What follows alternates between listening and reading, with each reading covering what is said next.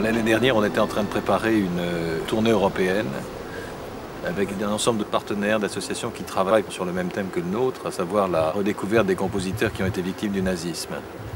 Et puis, il s'est vite imposé l'idée que ce parcours devait passer par un des grands lieux de mémoire. Et Auschwitz est devenu naturellement un but, un objectif en soi d'ailleurs. Le tout après était d'organiser et de savoir comment est-ce qu'on pouvait imaginer un projet en commun avec Auschwitz.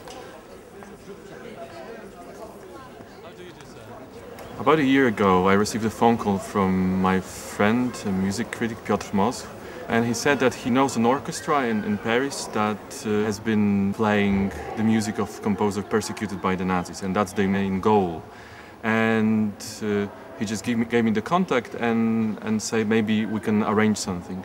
So this is how it started, like from one phone call. And then me and the conductor of the orchestra, Mr. Amaury Duclozel, we started exchanging email, telephones, and we thought that it would be a good idea if the orchestra managed to come to Oświęcim to play a concert. Et donc j'ai pris à ce moment-là contact avec le musée d'Auschwitz-Birkenau et on a progressivement élaboré un projet qui permettait à la fois de respecter le site et de présenter certains de ces compositeurs qui ont été internés ici, comme Simon Lax par exemple, qui a été le directeur de l'orchestre d'Auschwitz, et un autre compositeur qui a été déporté comme Alfred Tokayer.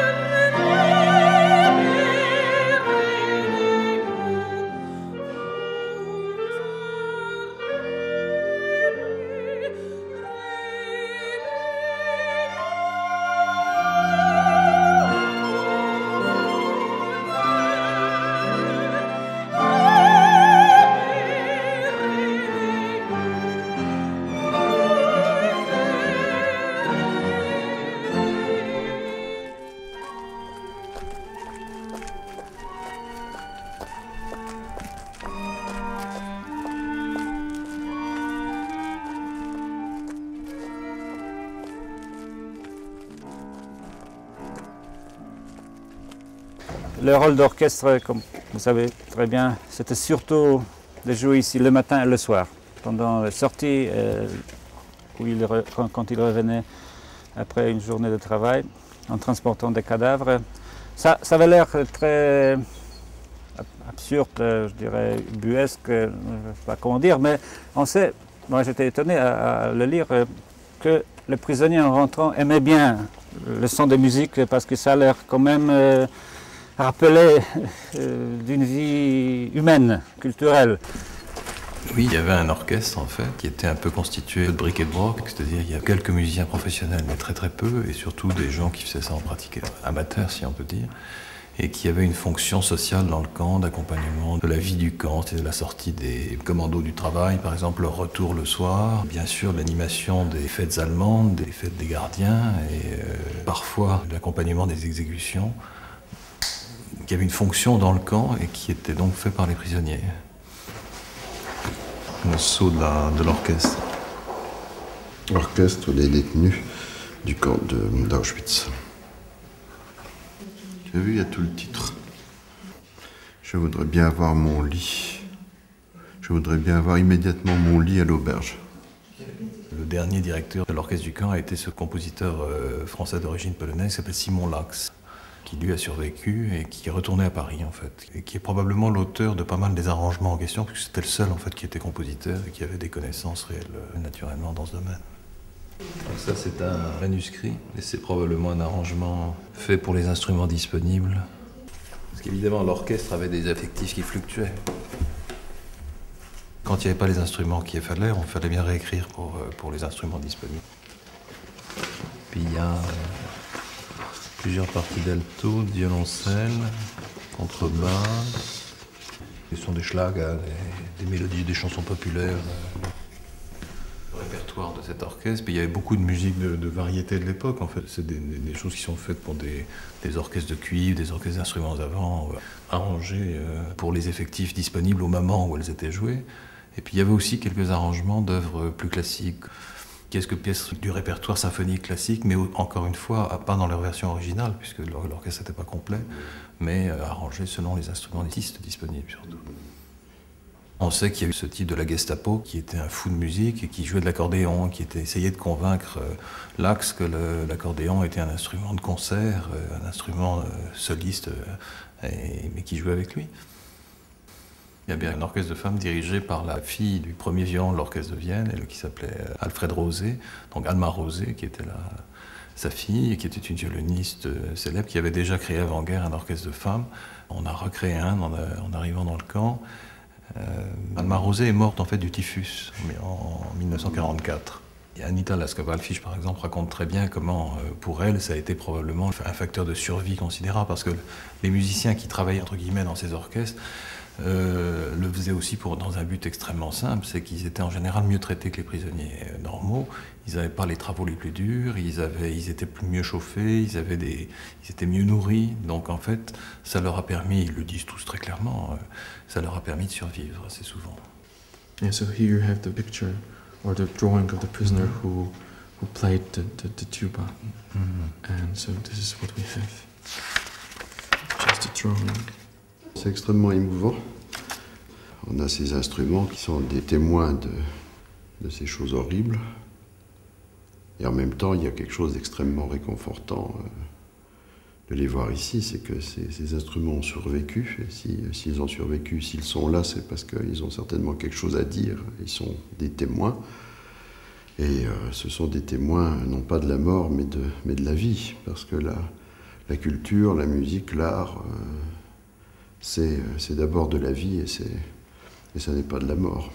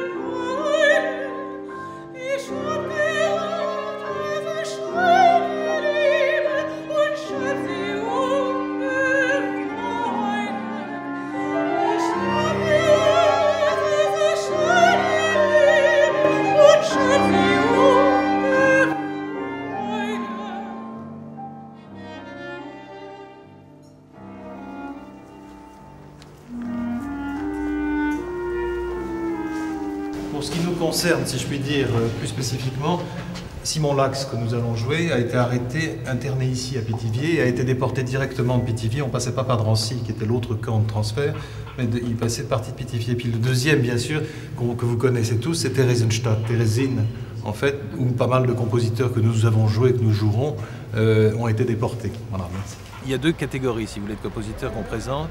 Il y a ceux de la déportation, d'un côté, qui sont Simon Lax et Alfred Tokayer. Simon Lax a été déporté à Auschwitz en 1941, et ensuite il a été interné quelques mois à Dachau. Mais enfin, il a été actif ici, si vous voulez, comme arrangeur, comme chef d'orchestre, mais en aucun cas en tant que compositeur, parce qu'il l'explique très bien lui-même dans son livre. J'ai pas fait de musique à Auschwitz, j'ai simplement voulu survivre. Donc il était important de jouer une œuvre de Simon Lax, et nous avons choisi d'ailleurs de jouer la première qu'il a écrite au sortir d'Auschwitz. Il est rentré en France en 1945, et nous avons joué les 8 mélodies populaires juives qui datent de 1947, donc la première pièce qu'il a écrite après, en yiddish, et sur des mélodies populaires juives, alors que c'était quelqu'un qui vivait en France depuis le milieu des années 20, qui était très marqué naturellement par sa culture juive et polonaise, la double culture, mais sans pour autant souligner dans sa musique avant-guerre une identité culturelle forte, si vous voulez. Or, elle revient après-guerre, finalement un peu comme un phénix, qui est au fond son propre cas. Il sort du camp, vivant et libre, et il se retourne vers ses racines.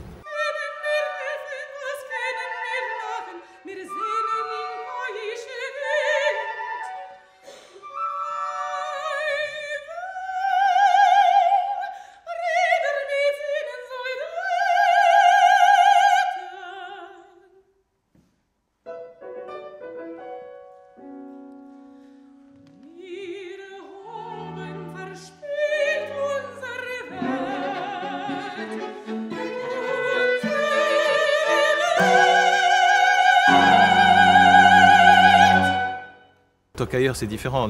C'est un compositeur d'origine de la Transylvanie. Sa famille est arrivée en Allemagne, donc il avait la nationalité allemande, dont il a été déchu d'ailleurs en 1935. Famille d'origine juive, bien sûr. Lui est parti en 1933 s'installer à Paris. Il fait partie des premiers exilés, si vous voulez. Il est arrêté en 1943. Et lui est déporté à Sobibor. Et à Sobibor, il disparaît. On a perdu complètement sa trace, donc il est mort là-bas. Et puis, il y a deux autres compositeurs, deux Autrichiens d'ailleurs, Ernst Stoch et Hans Eisler, qui représentent l'exil. Au fond, c'était les deux formes, si vous voulez, les deux résultats des persécutions nazies à l'égard de des compositeurs juifs essentiellement d'ailleurs. Le type même, si vous voulez, de ces compositeurs dont on n'a plus jamais entendu parler, parce que, d'abord l'exil en France, et ensuite les déportations et l'anéantissement ont complètement fait disparaître tout simplement le souvenir même de leur personne, avant même de leur partition, si vous voulez. Et c'est grâce au travail des familles dans ce cas-là que les partitions remontent à un moment donné, et il est temps, à vrai dire, il est temps.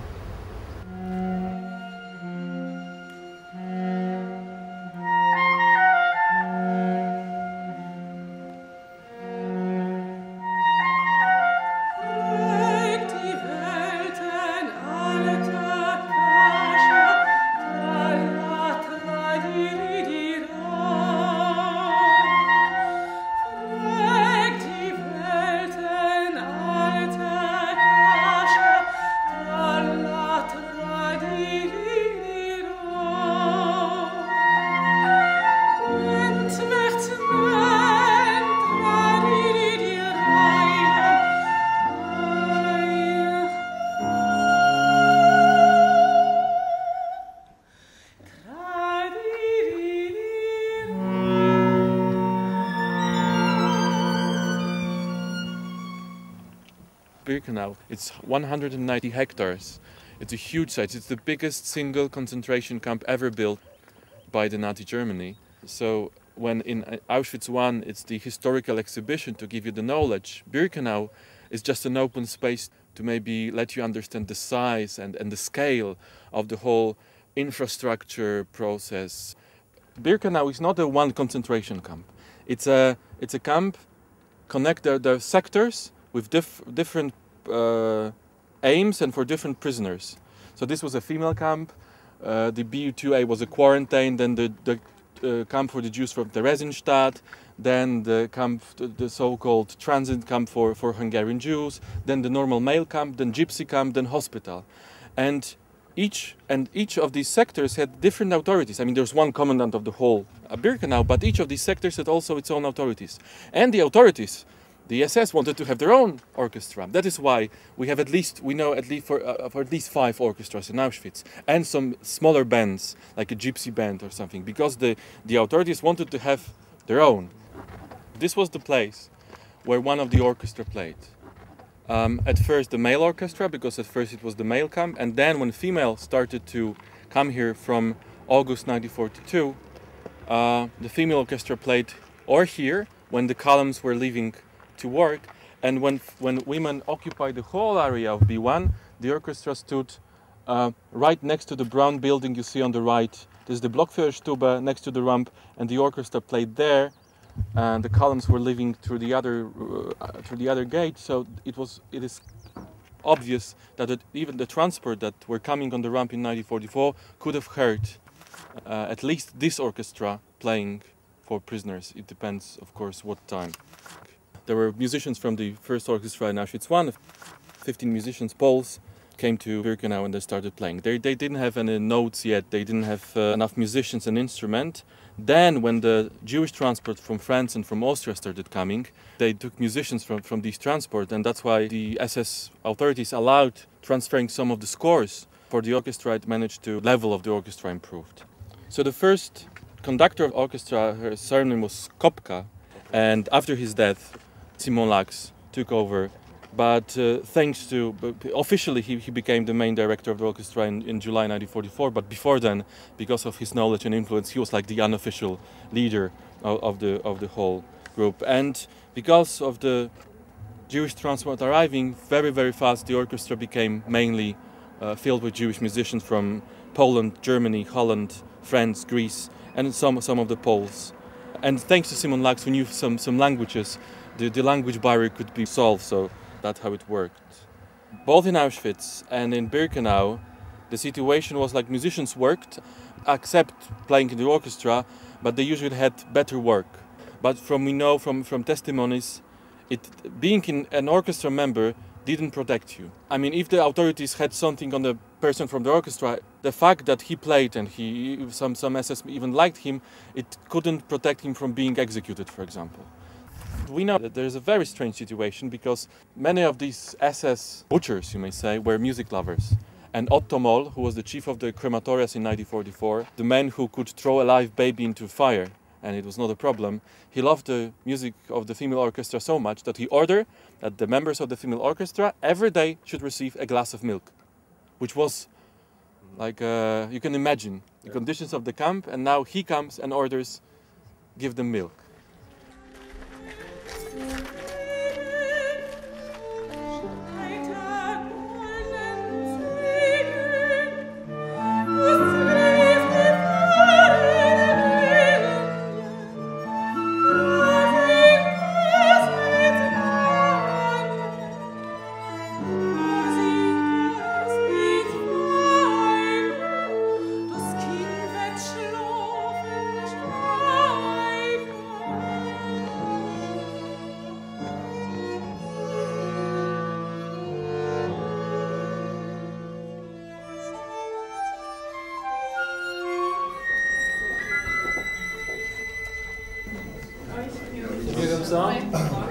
Moi, ce matin, avec Yarek, on parlait justement du lieu où on doit jouer, etc.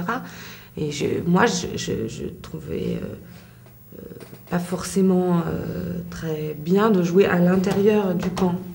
J'étais un peu partagé, même pas un peu déçu qu'on ne joue pas dans le camp, mais ça m'aurait semblé logique. Mais en fait, après la visite ce matin, j'ai aucune envie de jouer dans ce truc.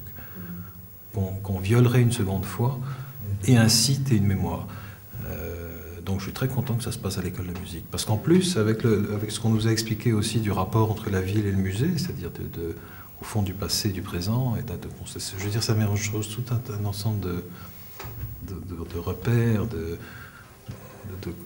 c'est des choses qui se croisent. C'est logique qu'on soit là où on est demain. Je trouve que c'est bien même. Ça sera beaucoup plus compliqué. On aurait eu un public fantastique ici. Vous avez vu le nombre de gens qui défilent. On aurait fait un concert à 18h dans le camp. On aurait 350 personnes, 400. Demain, on aura peut-être 50. C'est pas grave. It's very difficult to perform any art inside the former concentration camp because of the very tough symbolics everywhere in the place. Some people might feel it is not appropriate to play music here. As with any kind of art, we must very clearly know the aims, know the goal of the artist, because some artists try to use this place because it's extremely known all around the world to make their own benefits. C'est un lieu sacré, il faut le respecter, il faut l'observer, il faut le regarder. D'ailleurs, On a tous visité ça hier matin et tout le monde est sorti dans un silence de plomb. Personne n'a envie de faire de commentaires, même de parler entre nous était quelque chose de difficile quand on en est sorti. Ce qui prouve bien, je ne m'imaginais absolument pas d'ailleurs en sortant moi-même, comment je pourrais faire de la musique là-dedans. Parce que ce qui s'est fait comme musique à cette époque-là, ce qui est très bien dit d'ailleurs par les survivants, ce qui s'est fait dans comme soi-disant musique à cette époque-là, c'était pas de la musique, c'était un outil, c'était le dévoiement d'un art au service d'une propagande et d'un régime génocidaire. Donc on n'a aucune envie finalement de se mélanger à ce souvenir. Mais le souvenir, on peut l'évoquer de façon différente en évoquant les compositeurs qui ont de peu ou prou eu un lien avec Auschwitz ou avec la déportation et l'évoquer à côté du site. Oui. Il s'est aussi rapidement imposé l'idée qu'on ne pouvait pas simplement venir comme des visiteurs, si vous voulez, arriver, faire un concert, plier bagages et repartir sans essayer d'établir un lien plus durable avec l'environnement. L'environnement, c'est quoi? C'est un site qui est au fond sacré. Donc assez rapidement, on s'est dit, avec d'ailleurs les autorités du musée, qu'il faut essayer aussi de rétablir un lien avec la population. Et notamment avec les jeunes musiciens, les jeunes élèves, ce qui représente au fond la jeunesse et la vie. Donc l'école de musique d'Auschwitz s'est trouvé un partenaire finalement également naturel dans cette affaire.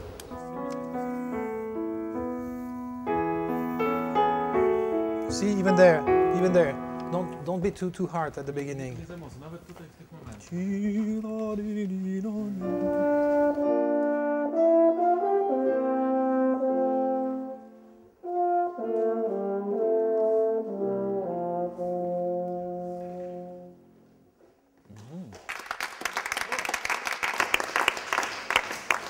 Commentaire. Déjà le dire qu'il a un très beau son, c'est très juste. Oui. Toutes les attaques sont très sûres. Nous pouvons faire dans l'école des répétitions publiques, ouvertes aux élèves, et puis nos musiciens, au fond nous-mêmes, à Lyon, donner une sorte de petite masterclass avec certains élèves choisis par l'école elle-même. C'est ce qu'on a fait d'ailleurs avec, je pense, beaucoup de plaisir et beaucoup de succès d'ailleurs, parce qu'il y avait beaucoup de monde qui y a assisté. Il n'y a pas assez de poids sur l'archet. Laissez tomber l'avant-bras de poids. Elle aura une sonorité plus pleine et plus ronde. Et puis on a eu 8 élèves qui se sont présentés, très bien préparés, pour travailler, si vous voulez, avec des musiciens professionnels venant de l'étranger, ce qu'ils ne font jamais.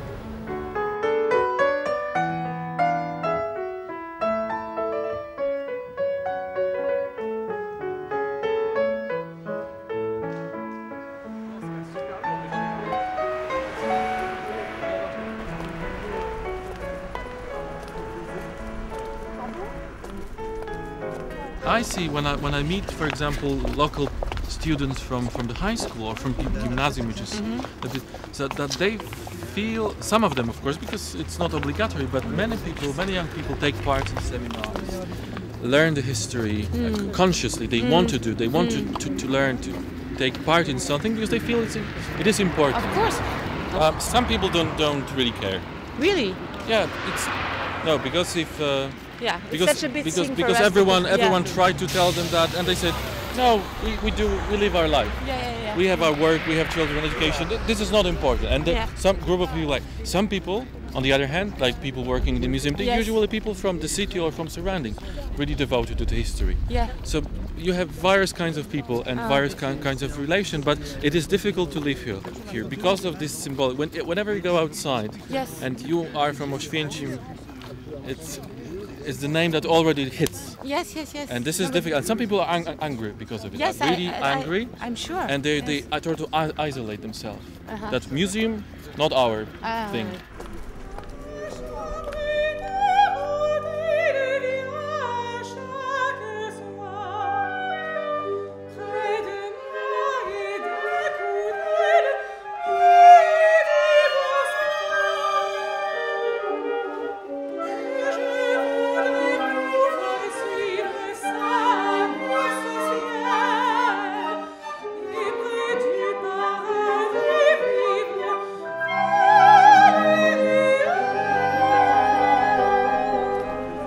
Auschwitz est aussi une ville de 45 000 habitants qui a une population qui n'a pas vécu ce qui s'est passé, qui est indépendant et qui est assimilée au fond continuellement au site sur lequel se sont déroulés les faits bien connus c'est l'Holocauste, etc., la disparition de plus d'1 million de personnes.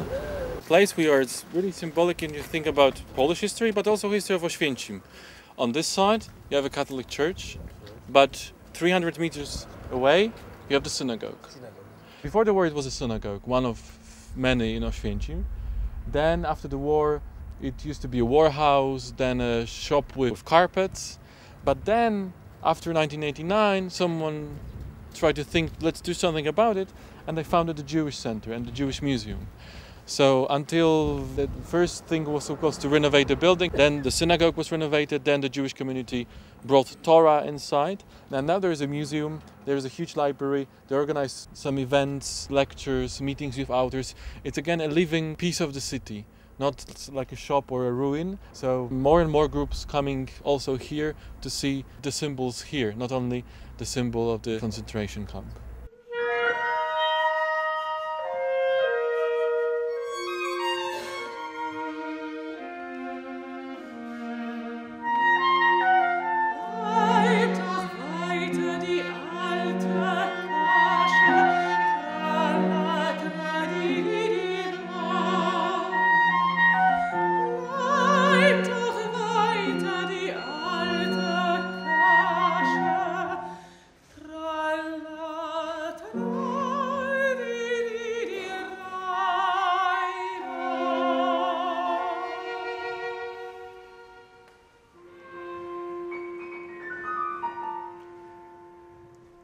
Le projet qu'on développe, si vous voulez, autour de ces compositeurs est un projet dans le temps. On sait que ça prend du temps, on sait que ce sont des compositeurs qui sont totalement inconnus pour la plupart des gens, et même pour la plupart des professionnels.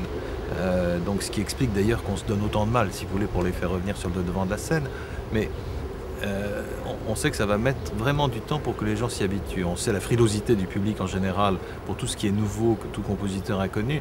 Donc vous imaginez ce que ça peut donner quand on donne des concerts avec un programme comportant uniquement des noms que personne ne connaît, avec des œuvres que personne ne connaît non plus.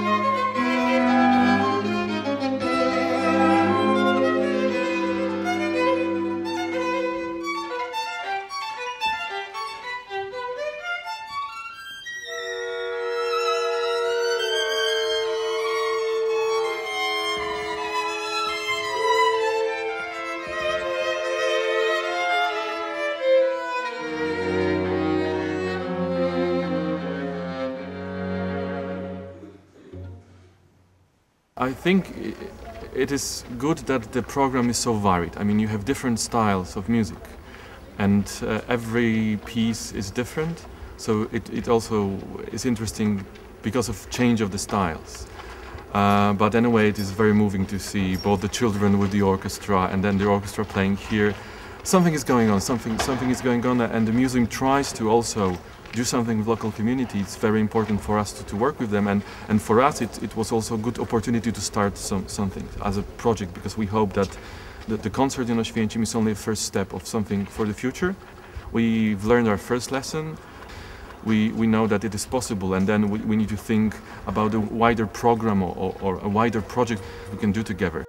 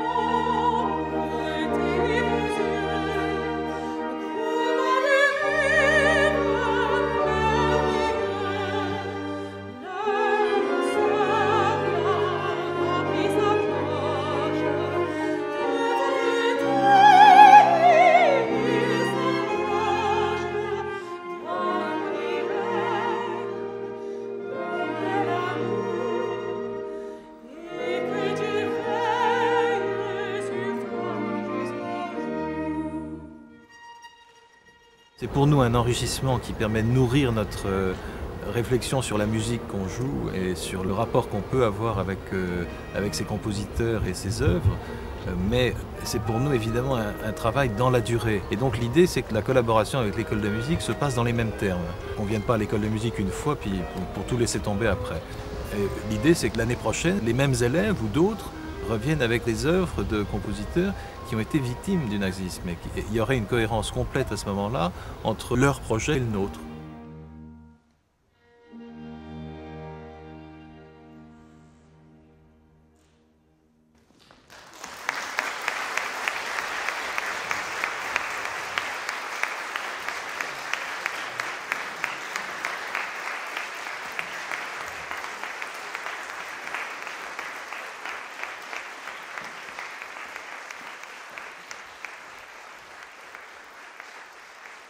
J'ai été extrêmement frappé par le côté de réparation, de restitution symbolique suscité par l'exécution des œuvres qu'on a entendues pendant ce concert. Parce que, après cette tragédie, l'extermination, après la deuxième tragédie qui est la chape de plomb de l'Union soviétique sur la Pologne, nous avons affaire ici à des auditeurs de musique, et d'une façon globale à des populations qui sont extrêmement traumatisées. D'une génération à l'autre, le traumatisme s'est transmis. Nous avons affaire donc à des populations qui sont extrêmement traumatisées, et comme ces populations sont traumatisées, elles peuvent en partie ou en totalité être dans la dénégation de ce passé. Or, ce qui a été fait à l'occasion de ce concert, c'est un geste de réappropriation. On a ramené ici une partie de la culture nationale. Je dis la culture nationale, je pense à Simone Lax, puisque Lax était d'origine polonaise. Ça fait partie de cette mémoire de la Pologne qui a été complètement amputée. Et donc on a rapporté pendant ce concert une partie de leur identité nationale, et de toute façon ce qu'on a rapporté, c'est aussi une partie essentielle de l'identité européenne.